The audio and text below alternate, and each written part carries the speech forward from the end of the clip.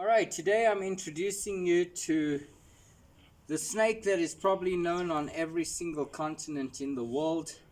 The snake which we would say with the worst reputation. This is a juvenile. Now you must never underestimate a juvenile because people think, oh, that it's small. It's not as venomous or not as dangerous.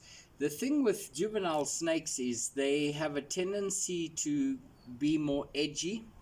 They have a tendency to strike faster. They have also a tendency to inject all their venom because of the fact that they are trying to defend themselves. With adult snakes, you will find that they actually are able to control their venom, where juveniles cannot do this. So this is a juvenile black mamba, which is probably one of the most feared snakes in the world. It has a very, very powerful neurotoxin, okay? And this one is currently shedding, so you can see it's very dark. Black mambas aren't actually black. They are more a gray in color, and this is what confuses people because they say they saw a black snake, and most of the time if you see a black snake, it's definitely not a black mamba. Black mambas are actually more of a gray color and they have more of a lighter underneath, but this one, as I said, is busy shedding at the moment. This is a juvenile. You can also see by the eyes they are a little bit milky. He opens his mouth. Black mambas have a black inside, as you can see. Let me just try and get him to open his mouth a little bit without biting me. As I said, this is a very, very highly venomous snake and is able to give me the same effect as an adult and potentially lethal. Many people have died from the black mamba bite.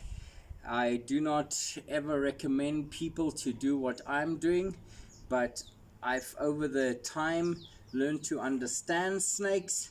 I've learned to observe them, and my message behind this is, oh, not look, I'm free handling a black mamba. What I'm trying to show you is they are not these monsters that we have made them out to be. They are potentially lethal, they are potentially deadly, but they would much rather be left alone.